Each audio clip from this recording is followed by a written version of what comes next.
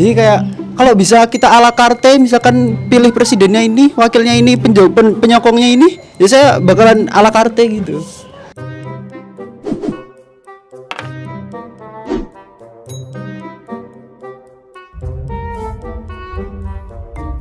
Pertama-tama boleh kenalin diri dulu, namanya siapa dan asalnya dari mana? Halo semuanya, nama aku Valentino dan aku dari Surabaya.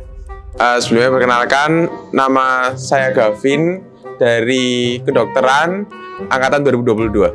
Perkenalkan, nama saya Dava Ainur Rahman dari Kota Blitar.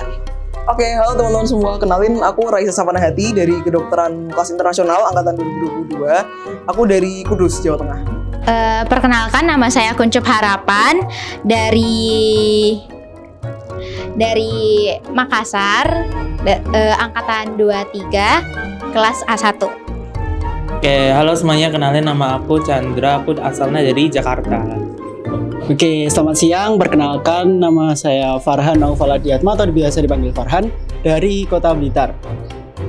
Kalau saya perkenalkan, nama saya Darren Wiris dari Tangerang. Saya Chandra dari Surabaya. Oke, Wilis dan Chandra, kalian kan beda domisili nih. Kalian nanti kira-kira 12-nya 14 Februari gimana?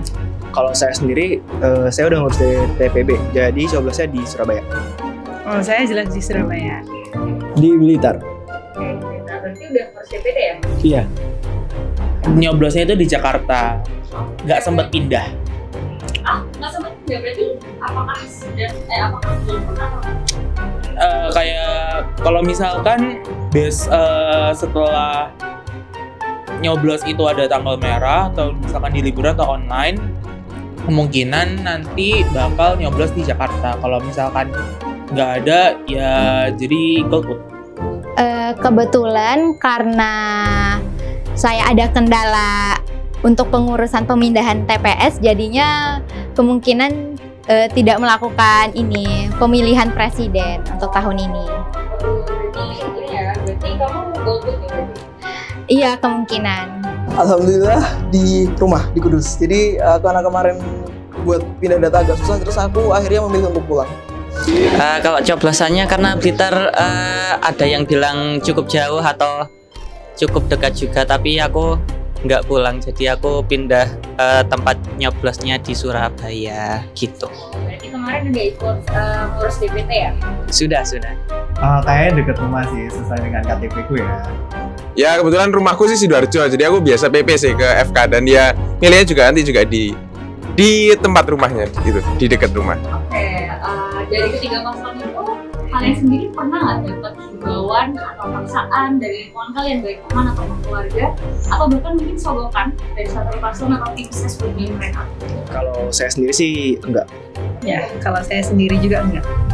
Buat aku sendiri, aku nggak pernah banget nih deketin yang hal-hal yang berbau politik. Aku orangnya selalu yang kayak di belakang itu, dan alhamdulillahnya buat teman-teman dan juga keluarga aku sendiri nggak pernah nih yang terlalu memaksakan kehendaknya buat aku memilih apa yang mereka pilih, dan mereka membebaskan aku menggunakan hak suara aku sendiri. Kalau sogokan belum pernah, mau tapi belum pernah. Tapi kalau misalkan mungkin paksaan atau mungkin himbauan, itu bahaya banget. Apalagi kan FYI di keluarga saya sama di teman-teman saya itu pilihannya beda.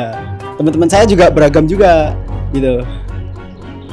Kalau dari tim ses sih enggak, tapi lebih ke pengikut dari 01 itu kayak aku di harsh banget sih sama yang pengikut 01, kayak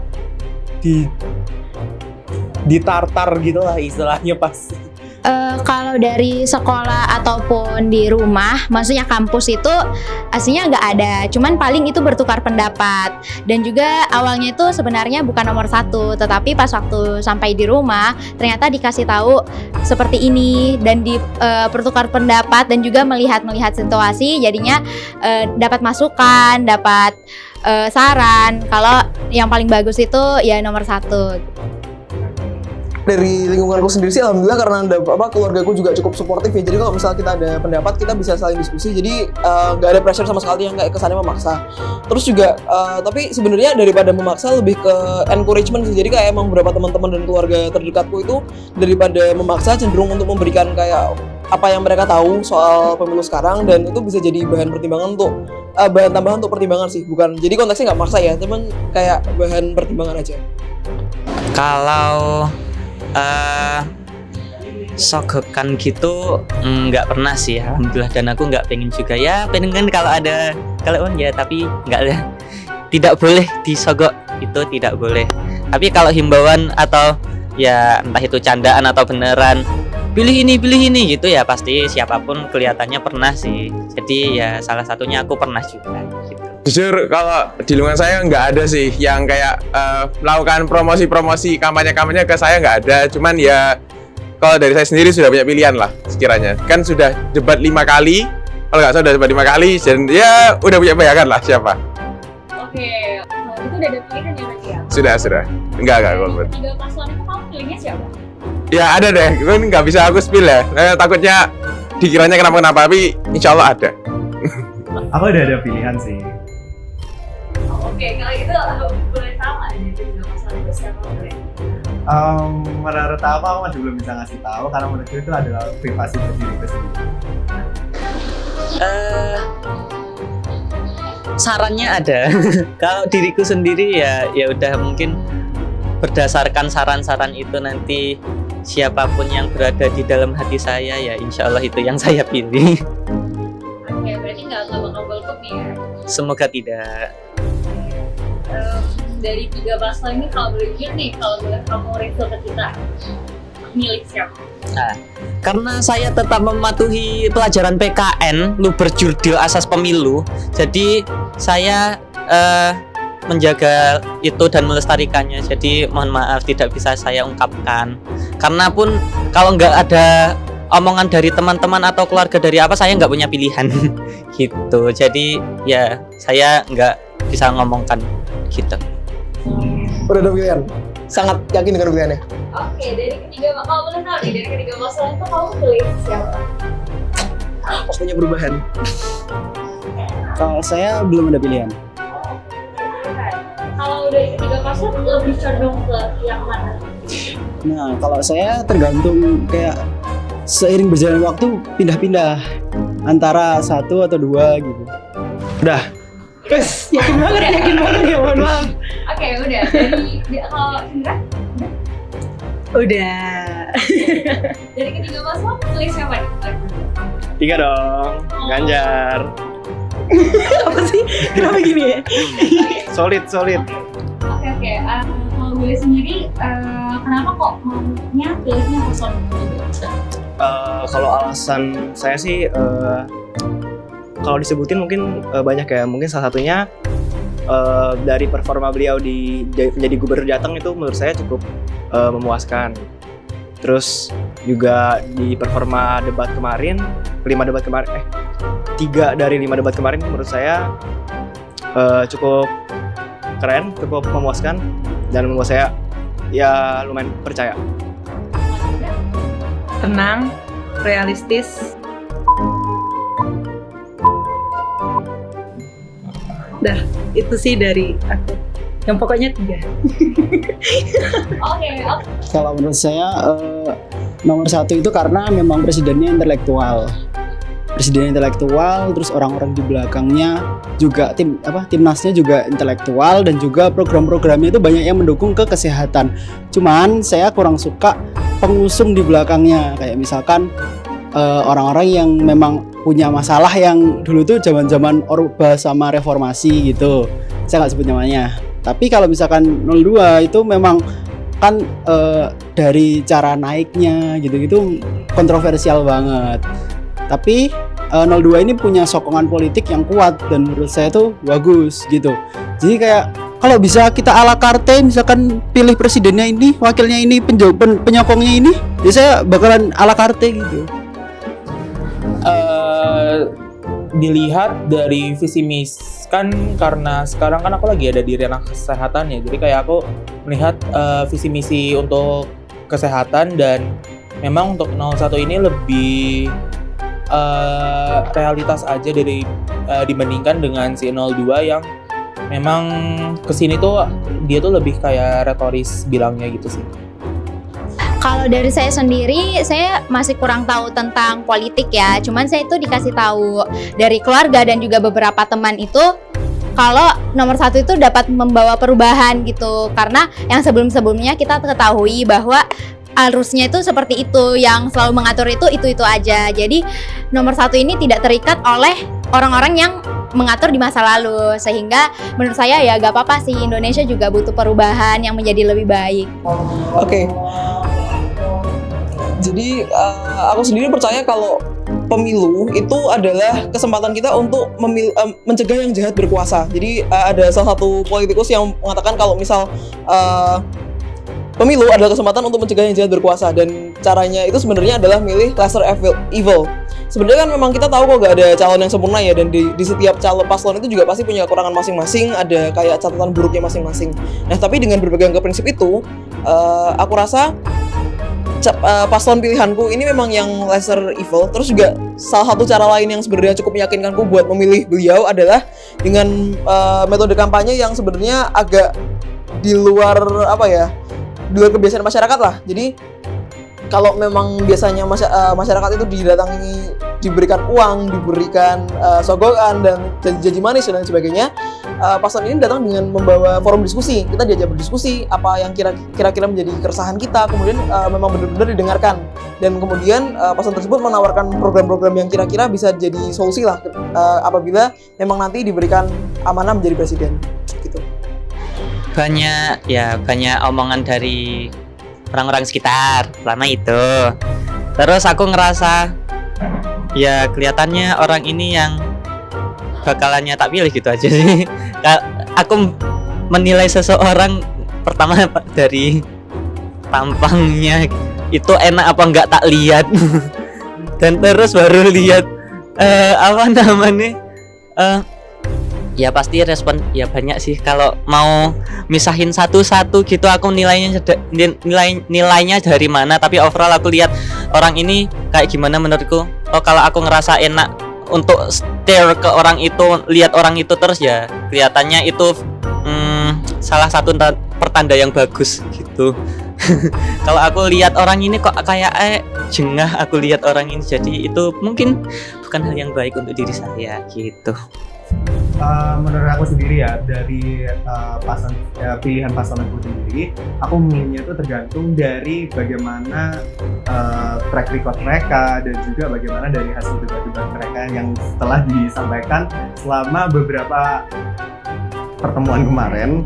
Nah, dari situ saya melihat dari mana yang memiliki efektivitas yang baik, dan juga saya melihat apakah dia ini cukup capable untuk menjalankan tugas-tugasnya seperti itu. Oke, jujur kalau alasan pertamanya karena ini konteksnya aku sebagai calon tenaga medis ke depannya, aku ngelihat paslon mana yang bisa merekognisi masalah apa saja sebenarnya ada di lingkungan, dan aku ngelihat ada salah satu paslon yang dia itu bisa merekognisi lebih banyak masalah yang ada gitu. Jadi setidaknya paslon itu mengerti bahwa ada sebuah masalah dalam lingkungan itu, dan itu entah itu bakal dikerjakan atau tidak, setidaknya dia bisa tahu kalau ada masalah, daripada kalau paslon itu tidak mengerti kalau ada masalah atau tidak di sana, dan jadinya kan ya pasti tidak punya bayangan apa yang bakal dikerjakan ke depannya. Jujur kalau pertimbangan utama itu, lain-lainnya ya juga jadi pertimbangan, cuman consider paling besarku pribadi adalah di gimana masa depannya calon tenaga medis. Oke, kalau gitu dari skala 0 sampai 100, berapa persen kamu yakin paslon yang kamu pilih itu bakal menang? Waduh. Sebenarnya kan caranya menang pemilu kan siapa dapat suara terbanyak ya. Dan sekarang kan ini per tanggal 6 Februari masih ya 8 hari lagi lah. Kan belum ada yang tahu ya kayak gimana seminggu ke depan, apakah ada gerakan-gerakan tertentu sehingga paslon andalan saya bisa menang. Saya juga kurang tahu, tapi ya dilihat saja nanti di tanggal 14 Februari. Oh, persennya ya berapa ya? Ya mungkin dengan izin Allah ya, bismillah 100% loh.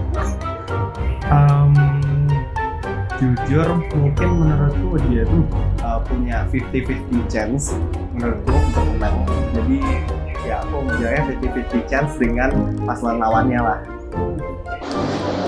Ini sulit karena aku nggak mengikuti perkembangannya. Cuma kalau di sekitar saya itu memang besar masanya gitu ya. Mungkin beberapa orang tahu dan mungkin dari kameramen atau yang nanya ini pun juga tahu ya siapa. Cuma ya sudah itu. Mungkin bisa dinilai sendiri berapa persennya, saya nggak bisa ngitung. Kira-kira ya 0 sampai 100, semoga saja 100%. Nah. Oke. Aduh, kalau berapa persen yang menang sih sebenarnya menurutku kayak ya gambling ya. Soalnya kita tahu sendiri meskipun banyak yang bilang mau milih di lingkungan sekitarku, masih banyak masih banyak lingkungan lain yang aku nggak tahu demografisnya seperti apa. Terus juga paling kalau misal curang kan kita nggak tahu juga ya. Jadi ya aku nggak bisa berani bilang persen, cuman ya berharap yang terbaik aja deh. Harus pilih 0 sampai 100 kira-kira. Kalau main bersih mah paling 50 ada deh.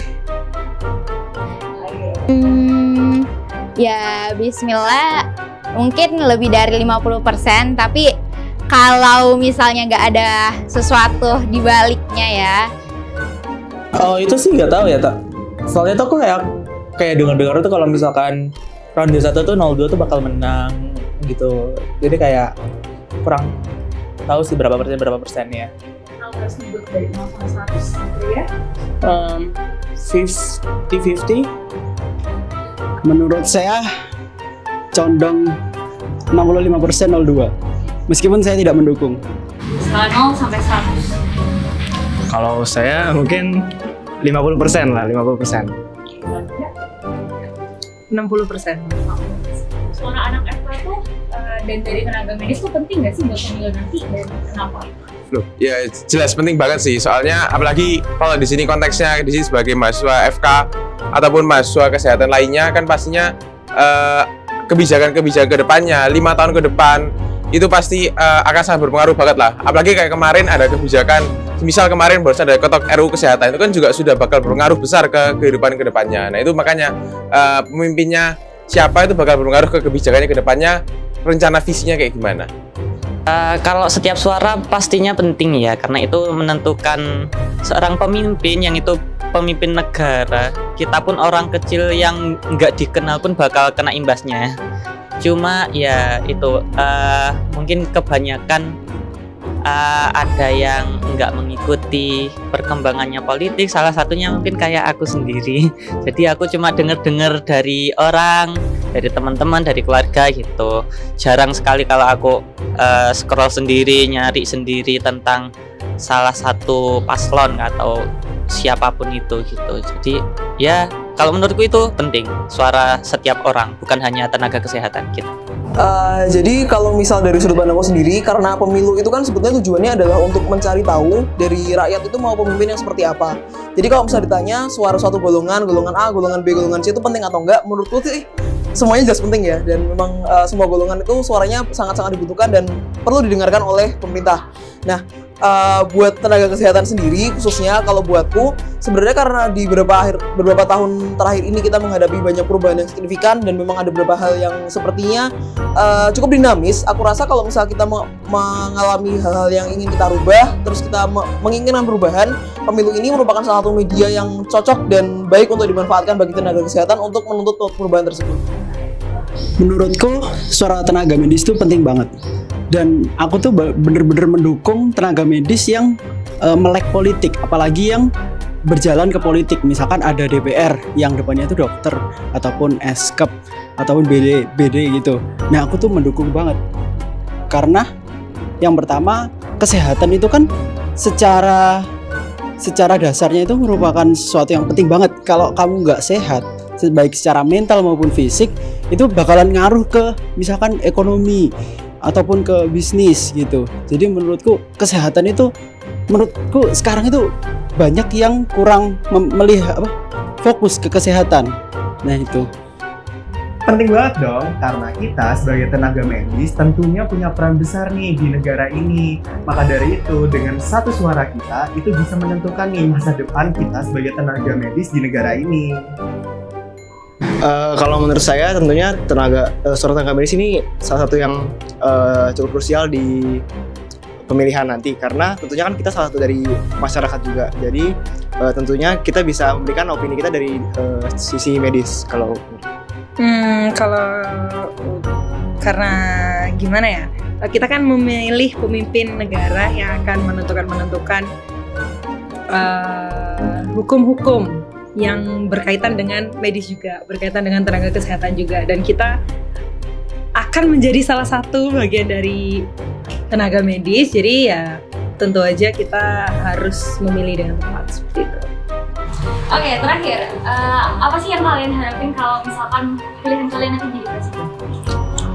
Kalau saya tentunya membuat negara kita jadi lebih baik, memajukan ekonomi negara juga, sama mungkin mencapai generasi Indonesia Emas 2045. Apapun itu, pokoknya presidennya harus cinta Indonesia. Mau gimana pun Indonesia, mau gimana pun jeleknya Indonesia misalnya, kurangnya Indonesia, kita lahir di sini, besar di sini, hidup di sini, cari uang di sini, makan di sini. Ya, kalau nggak cinta Indonesia, mau cinta siapa lagi? Mungkin yang bisa aku harapin, semoga dengan paslon yang nanti menang ini bisa beneran membawa perubahan yang cukup signifikan buat negara kita. Apalagi bagi saya sendiri yang tengah menjalani pendidikan kedokteran sendiri, saya berharap kita sebagai nakes juga bisa diberdayakan tentunya. Mungkin yang pertama tentu subjektif karena saya calon orang kesehatan. Jadi kita yang pertama PPDS digaji, simple. Dan juga gaji dokter dinaikkan dan kesejahteraan dokter itu dilihatkan lagi. Apalagi masalah perlindungan terhadap tindakan dokter gitu-gitu. Lalu yang kedua, saya pengen presiden dan wakil presiden itu yang meningkatkan intelektualitas masyarakat. Jadi lewat mungkin debat-debat publik. Jadi selain kita itu selesai masalah kita secara ekonomi, secara kesehatan, tapi kita juga berkembang menjadi warga-warga yang berintelektual gitu. Ya pokoknya naikin gaji dokter aja udah, pokoknya yang berhubungan dengan dokter tolong diaminkan, karena kita menjual jasa gitu loh, kayak kita nyelapin orang tapi kayak dia nggak nyelapin kita gitu loh, maksudnya apa? Sih. Seperti yang aku bilang sebelumnya, aku juga milih itu karena mau ada perubahan. Aku maunya itu Indonesia itu ada perubahan oleh tangan orang ini, oleh tangan presiden yang aku pilih menjadi lebih baik. Dan juga kita sebelumnya ketahui bahwa masih banyak banget demo-demo yang terjadi, dan juga aku mau banget semoga di Indonesia ini suara-suara masyarakat itu dapat lebih terdengar lagi oleh presiden yang baru ini. Yang sangat aku harapkan adalah forum-forum diskusi itu dibuka untuk masyarakat, karena seperti yang kita tahu selama ini masyarakat itu merasa kalau tidak didengar. Bahkan peraturan perundang-undangan yang kesannya untuk rakyat sekalipun seringkali tidak mewakili suara rakyat dan malah justru menyusahkan rakyat sendiri. Jadi aku rasa dengan adanya forum-forum diskusi yang melibatkan semua lapisan masyarakat yang sangat terbuka untuk siapapun, itu adalah solusi yang sangat baik dan memang kembali ke nilai-nilai demokrasi yang sesungguhnya. Jadi aku harap kalau memang paslon yang aku inginkan ini terpilih, atau siapapun nanti yang terpilih nantinya, forum-forum diskusi yang bisa lebih mendengar suara rakyat ini bisa dipertahankan. Begitu. Semoga orang-orang kecil, bukan hanya orang kecil sih, semua masyarakat Indonesia itu bisa diutamakan kesejahteraannya dan itu tercapai secepat mungkin, seperti itu. Terutama di bidang kesehatan dan ekonomi dan sosial, moralnya juga kalau bisa. Oke. Harapan saya semoga janjinya dilaksanakan, semoga amanah. Oke, kalau gitu makasih ya Lutfi. Oke, thank you Lingwa. Oke.